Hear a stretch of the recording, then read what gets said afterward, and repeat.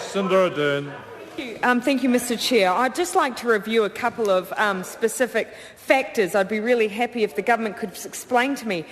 The lowest unemployment in the OECD, wiping out of Crown debt, and the most consistent growth since World War II. Which one of those constitutes poor economic management? Which one of those constitutes poor economic management? Because all we've seen from government members is a blame game. And people, quite frankly, in the middle of a recession, are sick of hearing the government try and claim that they were left with poor books, because quite the opposite. Had it not been for the sound economic management of Michael Cullen, we would be in dire straits right now. It is time for the government to show some leadership and demonstrate to us that they have a plan, and the blame game has to stop. But secondly, I'd like to hear one of the government members explain to me how it is that the Labor opposition has at any point said that we do not back people who are on benefits who we naturally assume want to get off. The assumption seems to me to be all on that side of the House. If someone could explain to me how we are not backing these people, I would be quite grateful, because I'm bemused, because for me it's not about rhetoric. For me it's about the fact that just today we saw 150 jobs at Countdown and 2,700 applicants. Now, you can talk all you like in the government about aspiration, but unless you're providing the situation and the context in which people are able to aspire and then achieve, all you're giving me is words, and all that's what we've seen from the House on the opposite side today. This bill makes assumptions about people's position and their status and their context.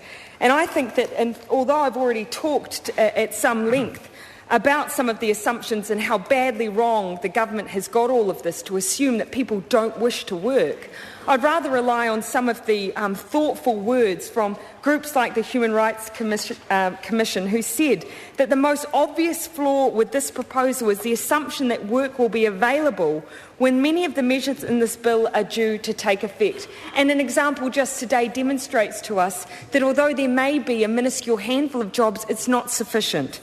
And I quote again, for example, the proposed date for the commencement of the part-time work test for sole parents on the domestic purposes benefit, whose youngest child is 6 years old, is the 4th of October 2010. If the Minister is willing to stand up and tell me that by the 4th of October 2010, we're likely to see an incredible increase in the number of jobs that we see coming through the WINS door that outweighs the number of people being added to their books, that's an assurance I would welcome from the Minister, because at this point I have grave doubts. We also see that from NZCSS that the bill, and I quote, "This bill fails to recognise the link between macroeconomic conditions and unemployment benefit trends. Changes to the benefit system that seek to address perceptions that beneficiaries are unmotivated and lack a work ethic will therefore fail because the premises are flawed. When the economy expands and more jobs are available, benefit numbers fall." And we have already demonstrated that. We don't even need to rely on rhetoric in that regard. In the past 9 years, when Labor was in government, we saw the greatest drop in benefit numbers when our unemployment rate was one of the lowest in the OECD. It's a natural, intuitive correlation between the two, and we already have the numbers to prove that that is the case. I do want to go on to some of the government's own statements via regulatory impact statements, which even demonstrates that the policymakers think that the assumptions in this bill are flawed. But in case I run out of time, I do want to put a question directly to the benefit on an issue she raised earlier, and that's around the independent youth benefits.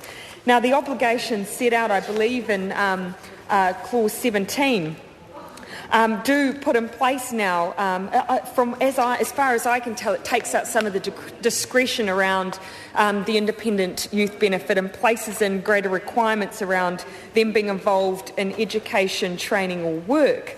And I welcome more of a discussion on that, but I do want to just try and understand where the government's priorities for criteria for the independent youth benefit sit now.